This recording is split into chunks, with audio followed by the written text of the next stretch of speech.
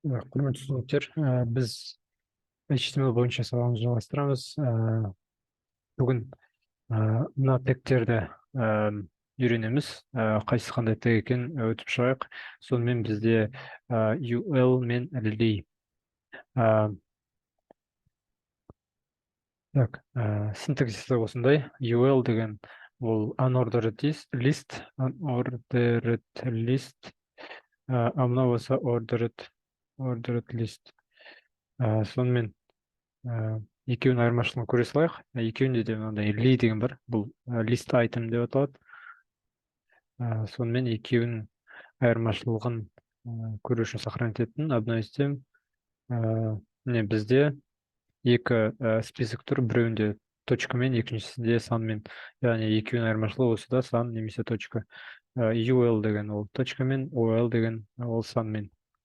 Так, ары қарай бізде әрбір сайтты қарасаңыздар, үстіңгі жақ блогы болады. Мысалы мына жерде Forbes-тың үстіңгі жағы және оның үстіңгі жағы қай страницаға барсақ та ол өзгермейді. Мысалы рейтингке бардық, бұл жерде іші өзгерді, мына төменгі жақтары, бірақ жоғары жағы өзгерген жоқ. Төменгі жағын қарасақ, сол үстіңгі сияқты, ол да өзгермеген. Сонымен оны header деп айтады, төменгі жақты footer деп айтады. Оны біз былай header деп жаза саламыз, және оның ортасына кез келген тегті қоя беруге болады. Мысалы біз H1-дің ішінде біз тек қана мындай текст қойдық қой. Ал енді header-дің ішінде HTML кодтарын бәрін жаза беруге болады. Мысалы P жазуға болады. Мысалы немесе жақсы P бола берсін.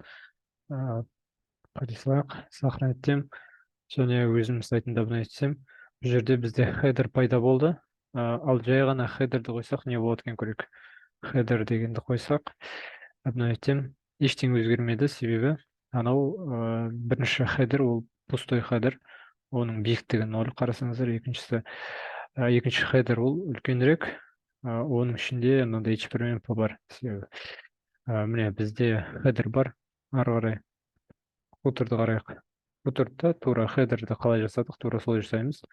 Бізде футер бар міне. Headerден айырмашылық жоқ. Тек қана футер соңғы екенін, жаңа сөзбен ғана айырмашылығы бар. Және қарап тұрсаңыздар, текст арея сияқты емес, басқа элементтер сияқты емес, футер мен header ол бүкіл биіктікті алып тұрады. Қараңыздар, ұзындықты, то есть ұзындықты алып тұр мына жерде полный. Мына жерде де мына header ұзындықты полный алып тұр, 247,33 деп. Бірақ оның биіктігі 0 болғандықтан бұл жерде көріп тұрған жоқ бізде. Так, ары тегтерді өтейік. Бізде input пен select. Так, біз осыған дейінгі элемент өткен тегтер, оның бәрі тек қана біз көретін элементтер болды. Взаимодействие жасамаймыз, сондықтан взаимодействие жасайтын тегтерді өтейік. Ол input. Мысалы input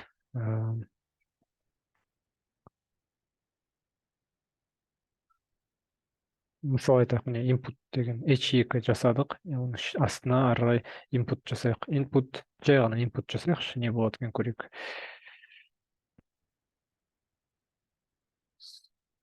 Көрейік. Input, оның ішінде input-тан кейін бірден бізде мынандай input тұр, және ол бізге дайын input-ты жасап берді. Ішінде жазуға болады. Не жазуға болады? Кез келген сан жазуға болады, әріп жазуға болады, символ жазуға болады. Яғни бұның типі жай ғана текст. Текст десек те қатты айырмашылық болмайды. Себебі по умолчанию ол текст. Одан кейін келесі бір несі number бар. Мысалы, обновить етемін, мынау бізде ол number. Value деген өздеріңіз көріп тұрғандай мына label of text деп мына жерде тұр ғой. Так, label'ын пока алып тастайық. Мына біздің input'та hello 3 деген уже value, оның тексті уже дайын тұр. Placeholder деген не екенін көрейік, оны көрсету үшін мына тексті өшіріп тастаймын. Сол кезде input here деген placeholder пайда болды. Placeholder деген оған инпутқа сөз жазбасаңыз, оның орнында тұратын бэкграунда ар жағында тұратын текст. Бірақ оны ешқалай бүйтіп көшіре алмайсыз, өшіре алмайсыз. Ол тек текст жазған кезде өзі жоқ болып кетеді, қайтадан өшіргенде қайта пайда болады. Ол placeholder бізде. Placeholder деген біз инпуттың сонда үш атрибутын өтіп тастадық: placeholder, type, value. Так, number ол numberді қарасаңыздар, ол тек қана сан жазылады, және төменге және жоғарыға деген екі кнопка бар, санды жоғарылататын, және ол минусқа қарай кете алады. Тағы бір байқаған болсаңыздар, әріптерден тек қана е деген әріпті жазуға болады. Ол значит экспонента оның дәрежесі. Ол не үшін керек? Ол үлкен сандарды жазу үшін керек. Өте үлкен сандарды, мысалы JavaScript ол қабылдамайды, сондықтан е деген әріпті қолданылады. Ары қарай кеттік. Ары қарай тип чекбокс деген бар бізде. Так, лейбл деп салайық. Лейбл деген өзі атайтып тұрғандай, мысалы, мына инпуттың ішіне лейблді салайық. Лейблдің ішіне инпутты салайық. Және мынау лейбл болсын. Мынандай лейбл қасында пайда болды. Оның мағынасы мына ол инпутпен өте қатты тығыз байланысты. Лейблді басатын болсақ, инпут фокус жасайтын болады. Ал мына чекбокс жаңа жасадық қой. Чекбокс, инпут чекбокс деген ол бізде мынандай множественный выбор жасайтын төртбұрыш элемент. Және лейблдің бұл жерде көмектесетін нәрсесі, мысалы лейбл жасайық мына жерге. Лейбл.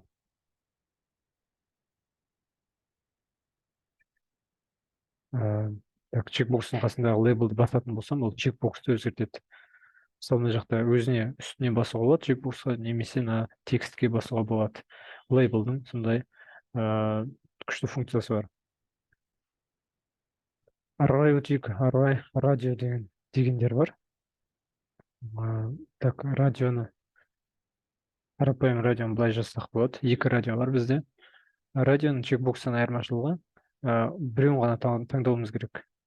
Ары қарай мынаны өшіре алмаймын. Тағы екінші рет бассам, ол өзгермейді, ол таңдалып тұра береді. Оны яғни екіншісін басу арқылы мынаны кетіре аламын. Бірақ мен басқан кезде кеткен жоқ, значит, мен бір нәрсені қате істедім. Ол үшін бізге жаңа атрибут қосылады. Name деген өте көп кездесетін болады. Әзірге ол name деген атқаратын радиода өте көмектеседі. Радио 1 дейік, мысалы. Name радио 1 деп екеуінде бірдей қылып атау керек. Сол кезде ол браузер түсінеді, ол екеуі бір нәрсеге жауаптанатын. Сондықтан радио 1-ді бассам және 2-ні басатын болсам, 1-ден алып тастайды. 2-ден алып тастайды, сөйтіп кезек екеуін таңдауға болады деген сияқты. Бұл тесттерде көбінесе осындай радио баттандар қолданады. Множественный выборда мынау қолданылады. Сонымен, ал егер радионы 1 емес 2 деп тастасам, name'ін, онда ол бізде жұмыс істемей қалады. Себебі екеуі екі түрлі мағына, екі түрлі группаға жататын болады. Қазір істеп тұр. Так. Инпуттың тағы да қандай түрлері бар деген кезде, input HTML. Вот ресурсқа кіріп, бұл жерде әртүрлі типтарын көруге болады. Ең бірінші тұрған баттон екен. Біз input арқылы біз баттондар жасай аламыз. Бірақ бізде уже баттон деген не бар, тег бар. Сондықтан екеуін салыстырып көрейік. Баттон 1 және баттон 2. Екеуін түрі ешқандай айырмашылық жоқ. Бірақ енді былай кодпен қарағанда біреу input, біреу екіншісі баттон. Так. Бірақ көбінесе қазір баттонда тек өзінің компонентін қолданайық, баттонды қолдана берейік. Инпутты баттон ретінде қолданып керек емес. Color деген бар. Color ол жаңа көріп тұрғандарыңыздай цвет таңдау үшін бұл жерде мынандай цвет таңдайтын кнопкасы бар. Кез келген цвет таңдай салуға болады. Ол тек осы жерде ғана өзгертеді. Ары қарай JavaScript-пен жұмыс істей беруге болады. Енді дейттарды көрейік. Дейт бізде осындай түрлері бар. Date, date time, local time, week, month. Енді салыстырып көрейік әрқайсысын. Так. Date, Date ол кәдімгі бір күнді таңдайды. Date time local ол уақыт, күнді және уақыт таңдайды. Time ол тек қана уақыт таңдайды. Week деген ол аптаны таңдайды, түсінікті. Және соңғысы ол бізде айды таңдайды, month. Инпуттың тағы басқа түрлерін көрейік. Password жазуға болады. Сол кезде уже ол көрінбейді бізде. Now range, мынау бізде search'ның айырмашылығы міне. Search'ың жай текст айырмашылығы, бұл жерде X пайда болады. Сондай. Мынау бізде телдің пока бұл жерде қатты айырмашылығы жоқ тексттен. Сосын email деген бар. Emailдің айырмашылығы бұл жерде тоже көрмейміз оны тексттен, бірақ кейін JavaScript-пен жұмыс істегенде бұны уже тексеретін болады. Email дұрыс емес жаздыңыз деген ошибка шығатын болады. Файл деген түсінікті, уже файл таңдай салуға болады. Кез келген файл таңдасақ, бұл жерде файлдың аты шығады, ары қарай немен жұмыс істеп кетеміз. JavaScript-пен жұмыс істеп кетеміз. Сосын мына жақта тұрған image бар. Image ол кәдімгі имидждің дым айырмашылығы жоқ, бірақ оның айырмашылығы просто инпутпен жазылады. Бұны да қатты қолданып керек емес. Ары қарай select деген өтейік. Select ол обычный выбор. Оның жазылуы осылай болады, опшндарды қоса беруге болады тағы да.